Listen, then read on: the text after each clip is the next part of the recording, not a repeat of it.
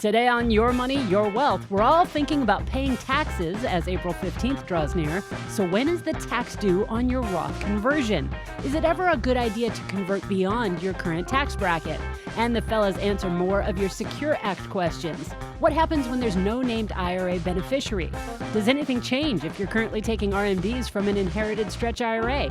And what's the deal with tax-deductible IRA contributions? Plus, Joe and Big Al have some backdoor and Roth conversion strategies for our self-employed friends.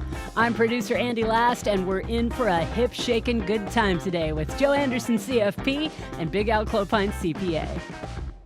We got Jim from Santa Cruz writes in, Happy New Year to Andy, Joe, and Big Al. Your show is consistently awesome. Thanks, Jim. I'm 59 years old, W-2 employee. My wife is self-employed. We plan to retire in 9 years and are expecting higher tax rate in retirement. So we did our first Roth conversion in December 2019 and will be making maximum future conversions each year. Maximum equals largest amount possible while being able to pay the resulting taxes. All right, that's an interesting way to look at it. I like it. Some people think of it that way. Federal taxes are withheld from my paycheck. My wife makes quarterly estimated payments. My question, if I make a $20,000, $30,000 Roth conversion on March 1st, 2020, are the resulting taxes due with my April 2020 Q1 10-4 estimated payment? Can they be paid without penalty in spring of 2021? When I'd actually know the exact amount of the taxes resulting from the conversion. So what is the best strategy here to pay the taxes? So he's looking at, all right, if I'm doing a conversion here in March, he's going to convert $30,000. Is that estimated tax payment due on his Q in April for Q1? Yeah, and the answer is it depends, of course. But I'll give you a couple of the rules to hopefully, Jim, help you out a little bit. So first of all, if your withholding covers 90% of your tax liability, which I'm assuming it doesn't, but let's just say it does, your withholding plus your normal estimated payments, if they cover 90% of your tax liability with the Roth conversion, then you're okay. You don't need to make any extra. Or if they cover 100% of last year's tax, or if your income was over $150,000, it would have to be 110% of last year's tax.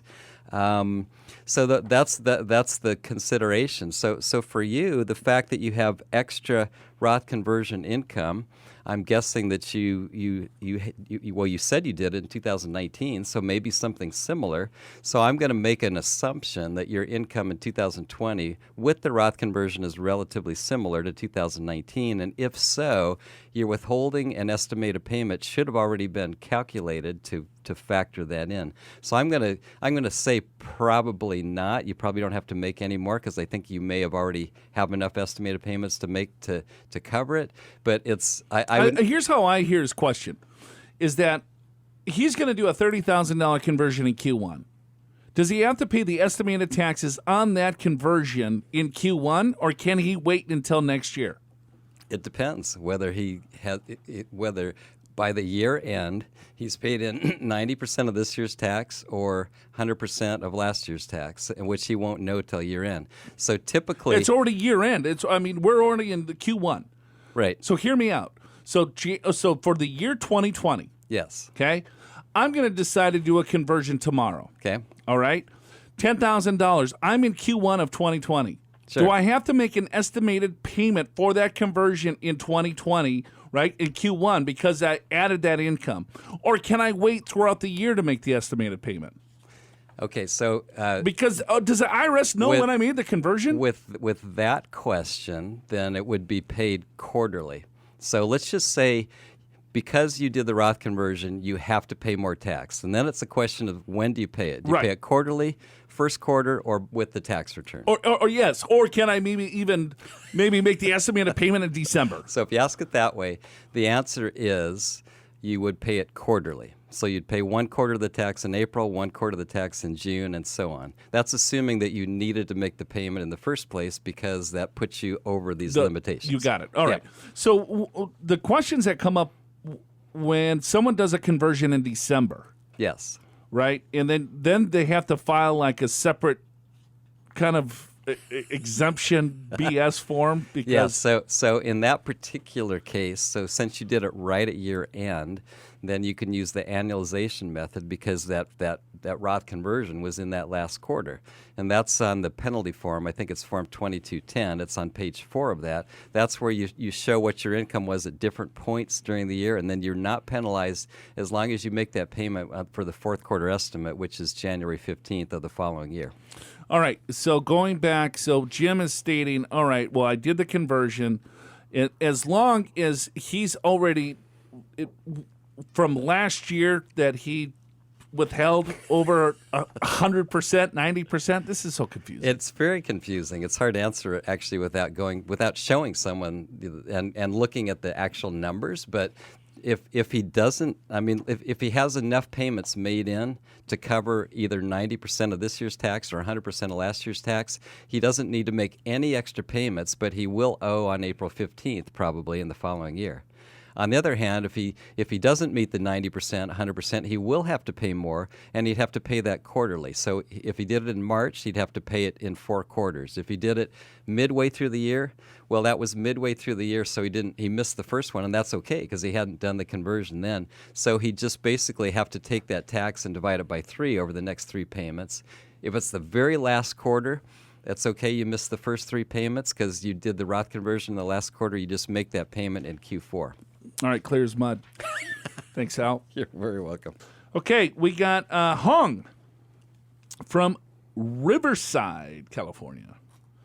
Good afternoon, Joe, Al, and Andy. I'm a fan of your podcast. Learned a lot and very much appreciate all the information. Thank you, Hong. We appreciate you writing in. And listening. Yeah, just hanging out, having a cool name. It's a great name, right? I love it. I was thinking that I would like that'd be better than Alan. That's hard to say. What's your name? Alan. Alan. I'd like to say Hong. Hong. Hong. Yeah. Sounds tough. Yeah, much better. I wish I'd known about your show early on. Well, that's Better late than never is better. what I say. Yeah. Trust me, you didn't miss anything. Show sucked. We're barely just, we're 13 years in. Just finding our stride. Are you kidding? It still sucks. I'm 57 years old and planning to convert my traditional IRA to Roth this year. Can you please advise, if I do a conversion this month, when would I need to pay the taxes? Oh, all right, one of those again. There we go. It's still confusing. Al just answered this question. I don't even know the answer. You still didn't follow. Is it by December this year or April of next year, when I file my income tax? I plan to pay for the tax with money from my savings account. Thanks so much for your help. Okay, well, he's saying, when do I need I did the conversion this month. Anyway, let me answer the question basically, and that is when you do a Roth conversion, you may have to pay taxes at that next estimated payment if you don't have enough extra. In some cases, people add to their withholding, so they don't need to make estimated payments. In other cases, they don't have enough salary to have extra withholding, so they may have to make an estimated payment. And to go back to our first caller, our first question, if you make a Roth conversion, let's say in January, and it increases your income enough to where you're required to make estimated payments, maybe I'll say it that way. I'm getting better second time around.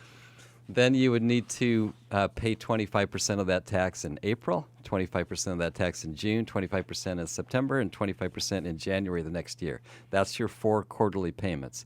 If, on the other hand, you do a Roth conversion in December and you're required to make estimated payments because of your income, then you would just make that whole estimated payment in the 4th quarter, which is January 15th of the following year.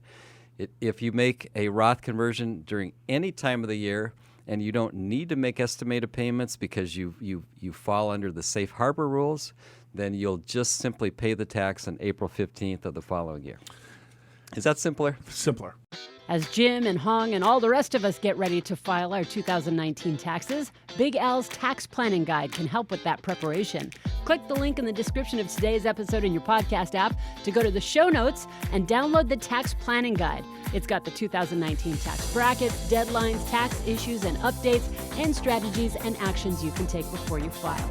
I've also posted the tax planning checklist there in the show notes, along with a great episode of the Your Money, Your Wealth TV show, where Joe and Big Al discuss how to take the sting out of taxes for you high-income earners. And of course, the full transcript of today's podcast is there too. If after all of that you still have unanswered money questions, leave them for the fellas as a voice message or an email. Just click the Ask Joe and Big Al banner right there in the show notes. We got Chris. Writes in from Oceanside. Okay, Chris, it's usually good to start an email by Joe, Al, Andy. Love the show. Or you know what? The show's average. Yeah, you could say that, or Just some sort of intro. Just something. or something. The guy just comes and attacks us with questions. He's right to the point. Right? I mean, he's worried about something here, it seems like. He might be an accountant. I don't know. It could be. Is that how you start emails, Al? Yes, he get right You don't to say the hello? point. Nah. All right, Chris, here's Chris's question. There was no named beneficiary on an IRA. By default, it went to the estate. The will names two beneficiaries in the will without specifying anything about the IRA. The executor does not want to hold the estate open for years in order to take incremental distributions, thus minimizing taxes. Can the executor rename the IRA, put it into two IRAs, and the name of each estate beneficiary and maintain the ability to use the stretch method? It sounds like Chris is the executor, and Chris found out that whoever died had this IRA, and the IRA did not have a named beneficiary. Right. And he's like, shoot. Shucks. Shoot. Now what? So, okay, let's talk about the rules here, Chris. Okay. Because, I mean, it sounds like Chris is pretty smart. He talks like probably a CPA. Maybe he's an attorney, Could be. right? He's like, oh, Maybe he's got a client. He doesn't know the answer. he's like, I got to call So, Big Joe and Big Al. You're trusting us. I don't know. Well, I do know the answer to this. Okay, let's hear it. So there's two things when it comes to IRAs, beneficiaries. There's a designated beneficiary and a non-designated beneficiary. And they both have different rules. You have a non-designated beneficiary on the retirement account, so it's named to the estate. So there's a couple of rules here. It depends on when the required beginning date is. How old was the deceased when that person died? Because if they were over 70 and a half when they died, that would be past their required beginning date. Then they would have to take the required distributions based on their life expectancy, or they could cash the whole thing out and pay the tax. If it was prior to the required beginning date, it is under the 5-year rule. So they would have to distribute it out within 5 years. So let's say it's $100,000. You have two beneficiaries. So then you're going to say, all right, well, $50,000 goes here, there. They're going to pay the tax. The estate pays the tax. But it's the will. It's going through probate. Right. Right? So the probate process is going to be like, here's all these assets. It's a non-designated beneficiary. It goes through the probate, so it's a 5-year rule on it, depending on if it was before the required beginning date or after the required beginning date. So if it was after the required beginning date, you go with the life expectancy of the deceased. Oh, Yeah. See, I didn't even know that. I'm taking your word for it. a pretty smart guy there. I'm trusting you. You're correct here. So then is the answer to his direct question about renaming the IRA? No, you and cannot. putting it into You two? cannot can't rename do that. IRAs. Well, here's how you can rename an IRA, because here's what happens sometimes, is that you have a let's say I'm going to name on my IRA. I'm going to name Big Al. I'm going to name Andy, and then I'm going to name my nephew Joey. Those are my 3 beneficiaries. And then I'm also going to give 1% to the great school of University of Florida. Go Gators. Okay. Okay? So I have 4 beneficiaries on my beneficiary form. The non-designated beneficiary can blow this whole thing up because it doesn't have a heartbeat. There's no life expectancy. Even though there's big hearts in the University of Florida, it is not a designated beneficiary. It's an entity. But you guys have life expectancy. We have hearts. Yes. So Joey, right, my namesake nephew is, I don't even know. He's about 10. Ah, damn it. Let's call him 5. I think he's older than that. Somewhere between 5 and 10. Somewhere between 5 and 10. So let's say he's 5 years old, right? So his life expectancy, let's say it's age 85, like his stretch would be like 1/80th out of the overall account if this was before the Secure Act, which eliminates the stretch. So he would have to take it out within 10 years. But this is assuming, like he was asking about the stretch IRA, right? So this still counts for the Secure Act. So all of us would have to take it out within 10 years, but that doesn't, the University of Florida, since it was on my beneficiary form, then that's a non-designated beneficiary, so that's 5 years. So they take the oldest, right, to use, they used to use the oldest person to use the stretch IRA. Al's the oldest in the room and oldest out of all of our beneficiaries. So yeah. all of us would either have to file, go off of the non-designated beneficiary, which would be the 5-year rule, or Al's age. So the other rule is that you could split IRAs. Is that instead of saying, okay, well, because you have a non-designated beneficiary, all right, by September 30th, you could split up the IRA. So all right, we're going to give that 1% to University of Florida. Andy, you're going to have your own IRA. Al, you're going to have your own IRA. And then Joey's going to have his own IRA. And then they would be able to stretch it based on each individual's life expectancy. So it wouldn't blow up a really young child with an older person. The Secure Act kind of blew all that up because the stretch IRA is no longer, but it's a 10-year time frame versus a 5-year time frame. So a non-designated beneficiary, to my understanding, it's still the 5-year clock where they would have to deplete the account within 5 years. All of us humans now have 10 years. So there's still some tax ramifications if you don't do this correctly. What Chris was asking, can he still use the stretch method? And the answer is no. It's 5 years. It's going to go through probate. And that's why you got to name a beneficiary on your IRAs, 401ks, 403bs, TSPs. Make sure that you really take a look at, hard look at that because it's easily missed. So Chris would either have to keep the estate open and distribute over 5 years, or if he wants to close it out, it's just a full distribution to each of the beneficiaries. Correct. That is correct. Okay, well, I learned something. All right, cool. We're just cruising along here. We're on page 3 out of 50. We made some progress. All right, we got Paul from San Diego. Paul writes in, Dear Al and Joe, love your show. I inherited an IRA from my mother in March 2015, and I take a RMD yearly. This IRA is not in trust. I am 66 years of age, not married. Under the Secure Act, can I continue to stretch past 10 years, or must I liquidate in 10 years? Paul, since you've already taken the RMDs, no, you're grandfathered under the old rules. Yeah, that's a good thing. So basically the rules changed on January 1st of 2020. So, since you're in 2015, you are under the old rules, so you can still do the stretch. All righty. Michael from Ohio. Oh, great one. Is he talking to you or me? Wow. I don't know. I'm going to guess it's me. I'm going to guess it's you too, actually. Just the way it was phrased. Here's my question. The Secure Act allows myself to contribute past age 72 on a yearly basis. Is that contribution tax deductible like it is now for my traditional IRA account up to age 72? This would allow me to contribute for me and my wife's account and deduct it all. Michael from Ohio. Well. Oh, great one. Oh, great one. What do you say?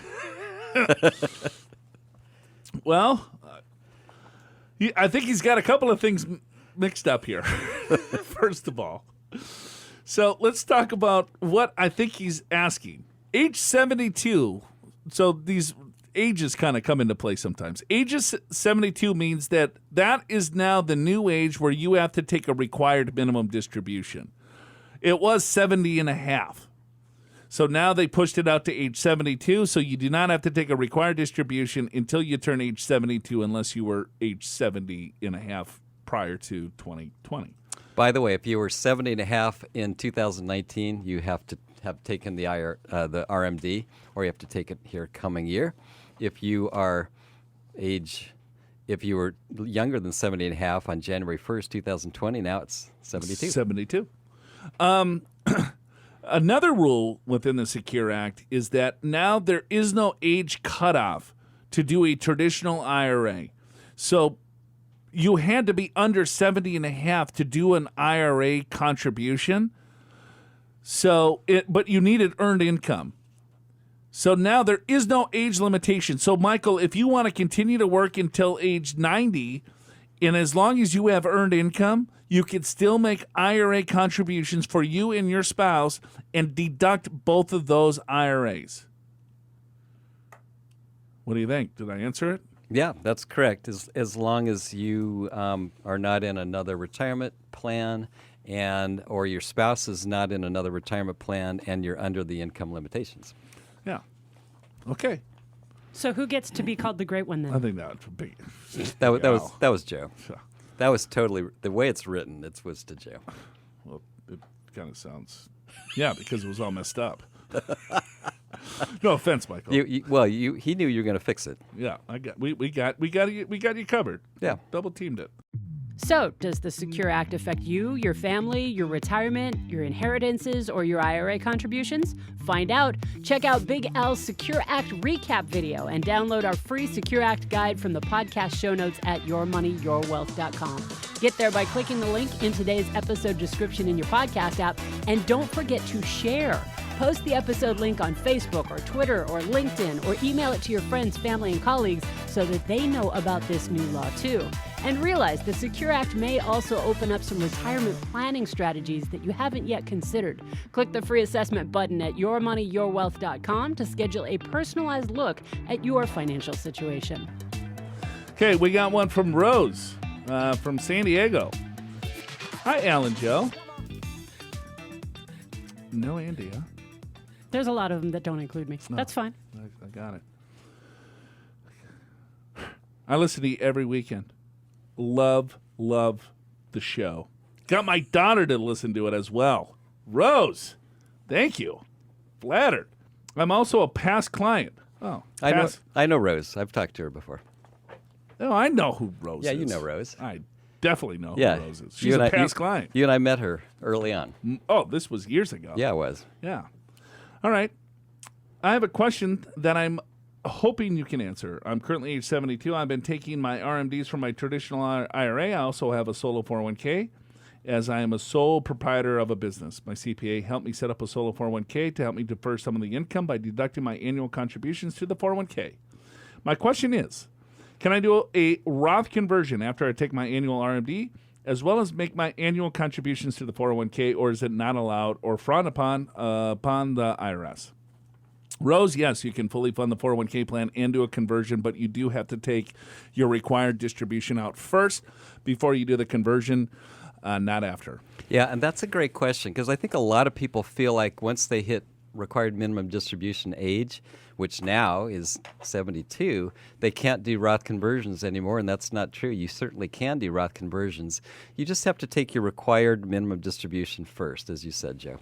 So, yeah, and if you're still working, Rose, and you're still putting money into the old 401k plan, you can fully fund that as much as you want up to the IRS limits and do a conversion. So there's IRS does not frown upon that.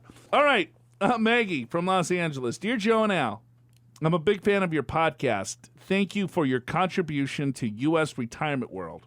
Huh. Wow, that's a great comp. Thanks, Maggie. Thank you. Are we contributing to the U.S. retirement world? Sometimes. Half the time. Quarter of the time, maybe. I think you're on the charts in Brazil right now. So yeah, literally. Oh, thank you for. Okay. Well, that's pretty good. Oh God.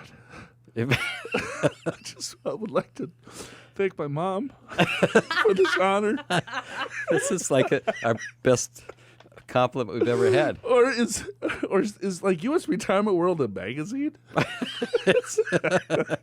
Or she's saying our contribution to the retirement in the world. Yeah, well, it's at least U.S. We know that. Oh, God. Okay, if half of the financial advisors out there are as knowledgeable as you guys, it would be a much better world for people who Need help in their who retirement. need help in their retirement. Oh, thank you so That much, is Maggie. Marvelous. Let's go to commercial break. God. That's it. That's a wrap. Yeah.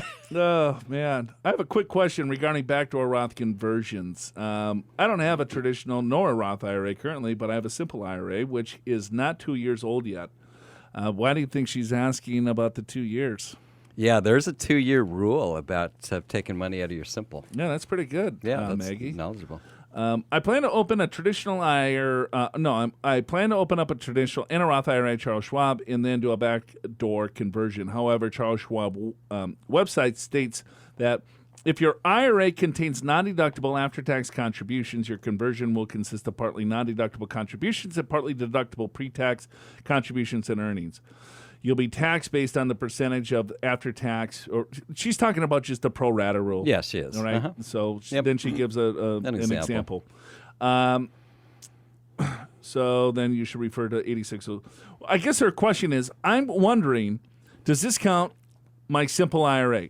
So if you have an IRA, and what let's kind of backtrack here because she's looking at doing a backdoor Roth IRA contribution. It's a really good question. Backdoor Roth IRA, what the hell is that? Is that she makes too much money to do a straight contribution into a Roth IRA. There's AGI limitations. I'm not sure if Maggie's single or if she's married, but if she makes more than roughly, I don't know, what is it for 100? What's the AGI limitations for Roth for this year? Oh, it's about 130 something. 140, 137, 138? Yeah, I don't something have like that. I don't have it with me either. And then a couple $100,000 if you're married. Yep. So she makes more than that. So she wants to get money into a Roth. So what some people have done, and the advice that not advice, but strategy that we've talked about on the show, is that anyone can contribute to a traditional IRA as long as you're under 70 and a half. But now with the Secure Act, guess what? No age limitation there too. So you can contribute to an IRA on any income limits as long as you have earned income.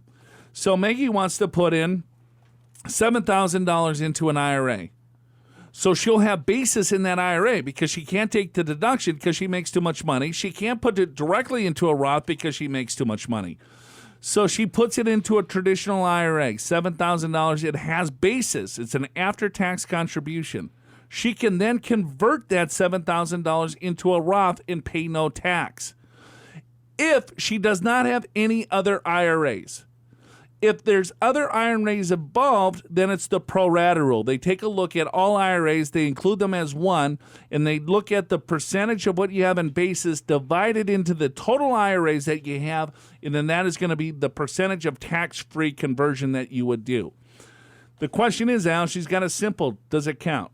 It does, unfortunately. So your simple IRA would be added to your new IRA, and so you'd have to do the pro-rata rule, and if you've got a lot of money or even a little bit of money in the simple IRA, this may or may not be a great strategy because when you do your backdoor Roth, some of it will be taxable. Here's the fix. What does she do? Oh, she sets up a 401k. You roll it into a solo 401k, Maggie. Set up a solo 401k, move it into the solo 401k. Because a simple plan is she's self-employed. So you set up a simple plan, but this is the problem. She probably has employees. That's maybe why she set up the simple, because it's a pretty cheap. Probably. She could set up a safe harbor 401k, but unfortunately those are pretty expensive. So it depends how much that, I guess, how anxious are you to do a backdoor Roth? Right. And how much do you have in your simple? If it's just a little bit, then who cares? Don't worry about it. Right.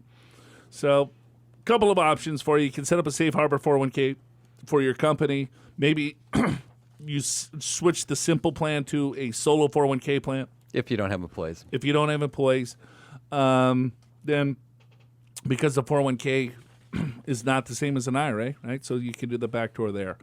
Again, this is not advice. This is just couple of It's a kids. suggestion. Couple of kids just talking about conversions and saving the world. Yes. Saving the U.S. the retirement world. retirement world. Do you think we qualified for that answer? Did we save the world? I think we saved a couple of bucks for Maggie in Los Angeles. Yeah, we saved her world. We did. Her retirement world. Yeah. I'll rock your retirement world, Maggie. Man, I wish I had that on video. Oh, boy. If you could have seen the hip shake in the chair. I wish I could put that out I of my see mouth it. already.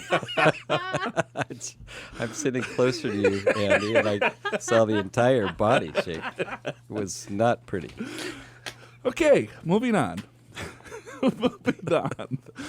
We got Susan from Atlanta, Georgia. Hot Atlanta. You used to live there I did. So did I. years ago. Oh, you did too. I lived in the Darlington, I haven't even visited.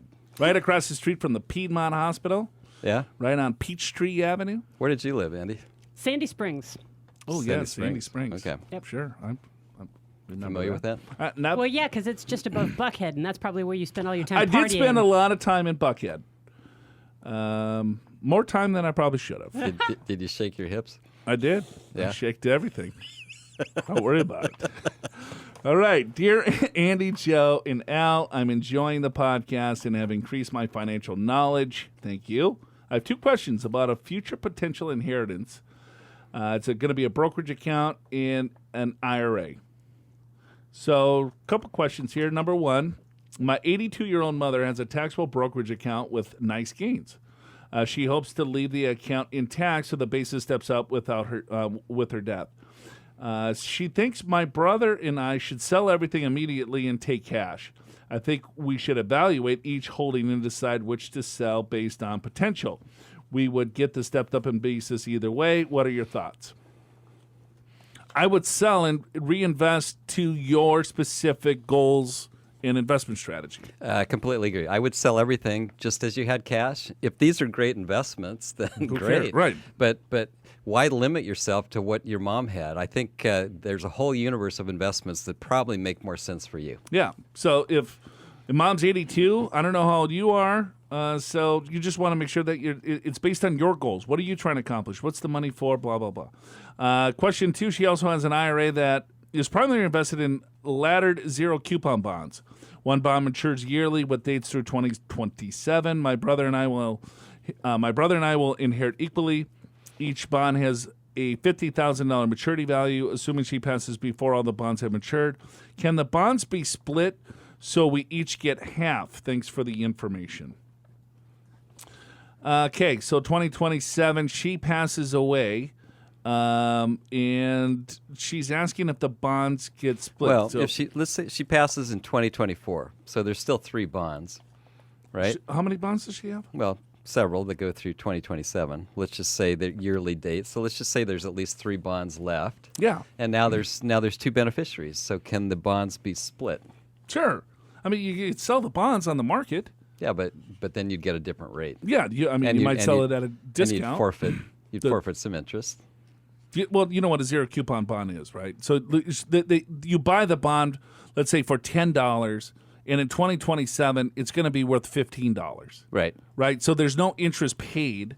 It's Zero coupon. Okay. right. So there's no interest paid. The coupon, but there's phantom income that you have to pay taxes on. That's probably why she bought it inside the IRA. In the IRA. So right? yeah, so that part doesn't matter. Right. So in that case, because you're not really surrendering it, right? You're Right. just splitting it. Yeah. I mean, you're just splitting the IRA, and then you would just kind of take a look to see, all right, well, if you have to split one bond in half, you're probably going to have to sell the bond or hold. Depends on what you want to do. I mean, I don't know. I would just sell the bond. Take it at a, whatever. There's a market price for it. Yeah. If it matures, if you're selling it 1 year prior to maturity, there's still a market price. Right. You're just going to not get the full price for it. Yeah, there's a market price, and if the interest rate's higher than what it is now, you'll get a premium. Right? Yeah, I probably Potentially. doubt that. It Because could be. no, probably Why? not. Why? Well, she'll probably get something. Because it's zero coupon. Yeah, Yeah. right. Because it's a little bit different kind Yep. of animal. I'm not a bond trader, as you can see. And I know less than you do. Yeah. So we didn't save the world on this Yeah, one. Susan. A love Buckhead. All right. Can you split the bond? Yes, I'm going to say yeah. But you're going to have to sell the bond. I'm going to say check with your Broker. Yes. because we're not entirely sure. Yeah. Well, since Alan, we give Susan some really good advice on her zero coupon bonds. She Yeah. wrote back in. Well, here's my response to that. The first question, I give us an A. Second question, I would say D minus. Wow. That's a C. I bet I'm right. Hey, Joe and Al and Andy. This is my second email as I thought of something else I want to ask. I'm in the suburbs of Atlanta, since you always want to know. Thank you, Susan. Yes, I do want to know. Yeah, because we we like do. to stalk our listeners. What's the And street? Andy's going to show up on your doorstep and say, here's what you do with your zero coupon bond. We got like door-to-door service when it comes to answers that we follow up on the show here. Okay. All Anyway, right. so we got another question from Yes, Susan. from Suze. I found your podcast a couple of months ago. Been binge listening the last few weeks. Y'all make me laugh while also providing good information. Okay. I have a Roth conversion question that I haven't heard yet. Do you ever recommend people converting beyond their current tax rate? I'm self-employed. My income is in the mid to high 40s, so I currently in the 12% tax bracket. Finally had a household. I've been partially converting my IRA to Roth IRA over the last couple of years.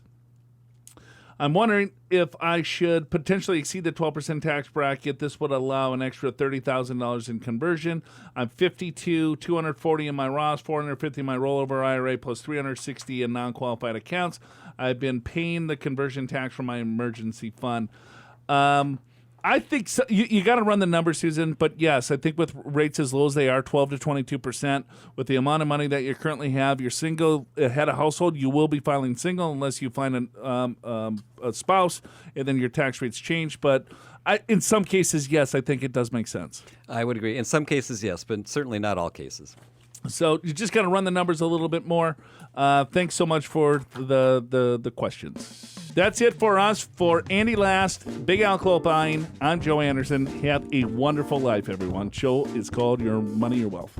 If you like the non-financial derails, we have some of those and a financial derail as well. So stick around to the very end. If you think they're annoying, go to the podcast show notes and email us. Let us know. If you're a blues and harmonica fan and you remember the 1966 song Shake Your Hips, which was originally by Slim Harpo and made even more famous by the Rolling Stones in 1973, check the resources in the podcast show notes for one of the most blistering versions of that song ever recorded. At least that's my opinion. Get to the show notes by clicking that link in the description of today's episode in your podcast app. Your Money, Your Wealth is presented by Pure Financial Advisors. Click the free assessment button at yourmoneyyourwealth.com and sign up for a free 2-meeting financial assessment with a CFP via video web meeting or in person at one of our 4 offices in Southern California. Pure Financial Advisors is a registered investment advisor. This show does not intend to provide personalized investment advice through this broadcast and does not represent that the securities or services discussed are suitable for any investor. Investors are advised not to rely on any information contained in the broadcast in the process of making a full and informed investment decision. We really appreciate you guys hanging out with us over the years, listening, writing in, calling in. Gym promotion side, what was right? That would call in every week when we were In the early days? calls? Yeah. Yep. And the crazy guy from Coronado, Yeah. John from Coronado. John. Yeah, I remember. He always asked about gold and Yeah, alternative yeah, investments. crazy stuff. And someone called us one time and said, knowing that the world is coming to an end, how should I invest next year? Wow. That was a live call. How did you answer that? We hung up on him. Yeah, and then in 2008, things are not great in the market. Right. And then Al and I would, try to keep it light and, laugh a little bit and have some fun. Yeah. Oh, we'd get hate mail. Yeah, people. This is not funny. This is not a funny time. You should not be making fun of this and laughing. You should be ashamed of yourself for laughing at a joke. It's like, oh my God, relax. It's not like, oh, everyone's going broke, ha ha ha. He was talking about his kid, like he was bathing his kid at 22 years old or something, so we laughed.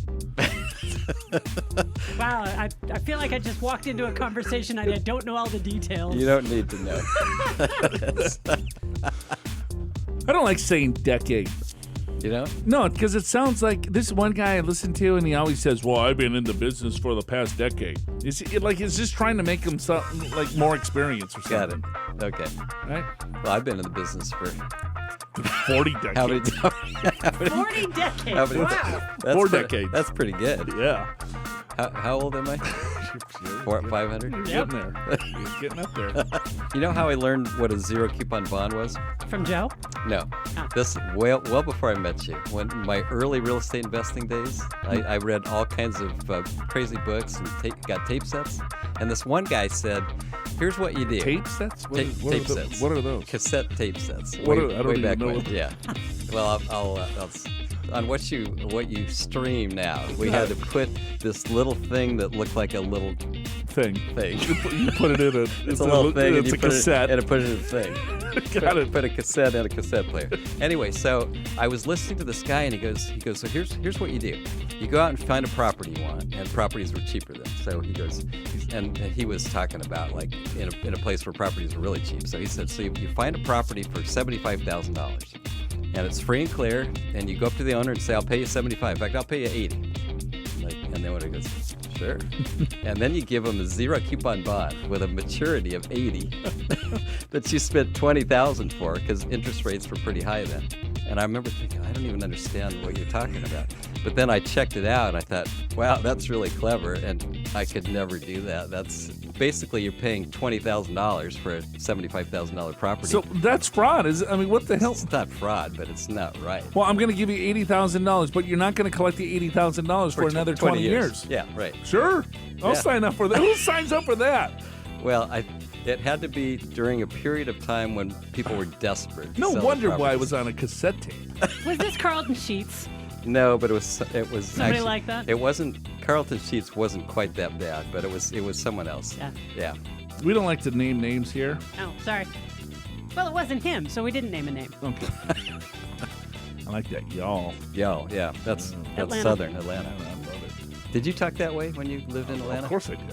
Yeah, I still say y'all I- because of Atlanta. because of Atlanta. I assimilate. No, I never said y'all. I also say For crikey because of Minnesota. Australia. That would Yeah, be but- really hard for me to do that. But if you lived there